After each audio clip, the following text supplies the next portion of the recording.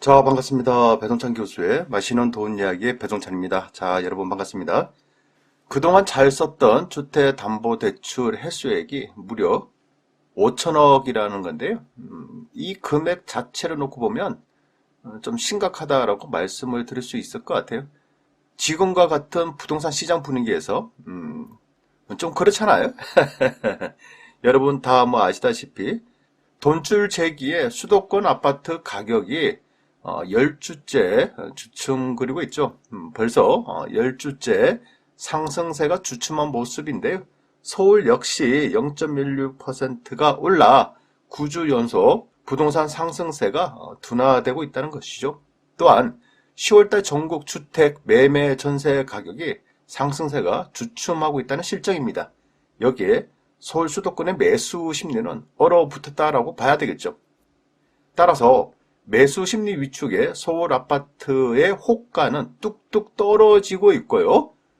기했던 매물 자체가 얼마나 좀 기했지 않습니까? 매물이 없다라고 했는데 오히려 호가가 낮춰졌음에도 불구하고 아파트의 거래, 부동산의 거래는 드물게 나타난다는 얘기죠. 따라서 서울 아파트 거래량이 10월달 들어 현재 930건밖에 안 되지 않습니까?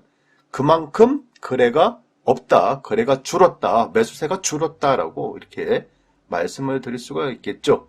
한마디로 말씀드려서 부동산은 이제 재미없는 시기에 도래가 되었다라고 말씀드릴 수 있다는 겁니다. 그런데 더 중요한 거는 홍남기 경제부총리는 주택시장 상승세가 주춤했다. 그런데 앞으로도 모든 수단을 다 총동원하겠다. 그래요. 수단과 방법을 가리지 않고 총동원해가지고 주택시장 안정화에 이바지하겠다라는 거죠. 물론 또 그래요. 뭐 몇 년 전부터 그렇죠.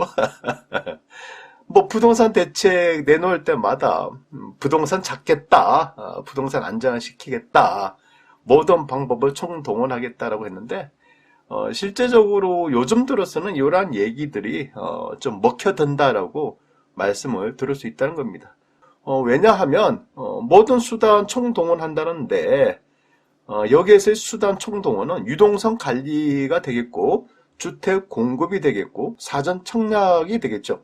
여기서 유동성 관리라는 것은 부동산에 들어가는 돈줄을 막겠다라는 거 아니겠습니까? 그러하니 금리 인상을 하겠다는 거고 두 번째로 본다면 뭐 대출 억제를 하겠다는 거고 세 번째로 보면 대출 억제보다 더 강력한 DSR까지 강화하겠다는 거겠죠.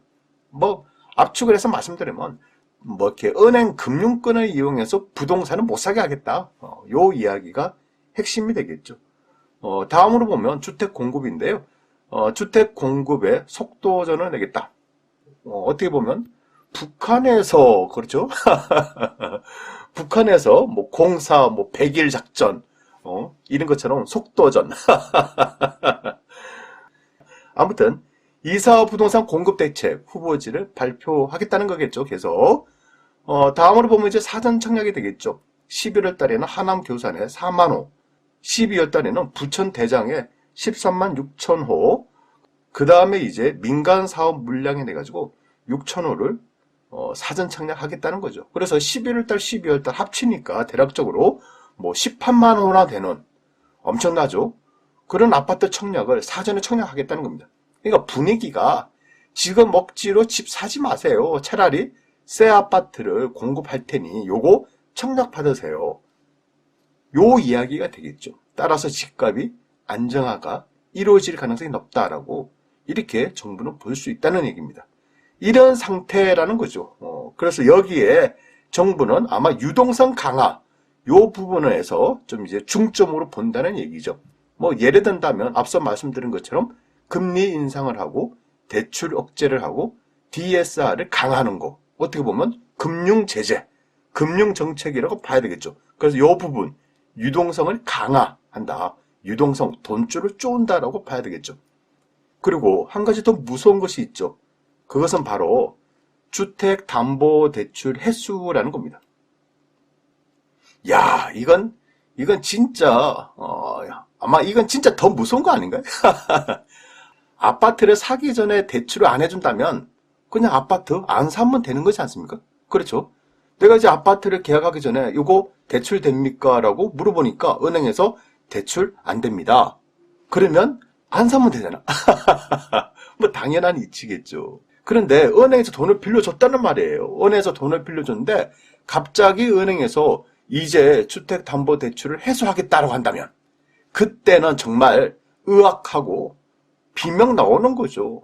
아니 돈 빌려줄 때는 언제고 이제 돈을 해소하겠다고 하니 갑자기 뜬금없이 내가 돈이 없기 때문에 은행에서 돈을 빌려서 아파트를 샀는데 은행에서 돈 다 갚아라라고 한다면 정말 비명 나오는 거 아니겠습니까?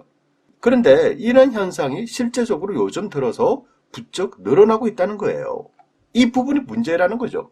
주택담보대출 위반 5천억 해소됐다. 금융당국은 주택담보대출 약정 위반하면 대출금을 해소한다는 거예요.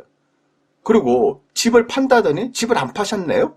주택담보대출 해소하겠습니다라는 거예요. 그리고 생활안전자금 목적으로 주택담보대출을 받는데 그 돈으로 아니 생활비로 쓰겠다는 돈으로 집을 사셨네요? 그러면 이 돈 해소하겠습니다.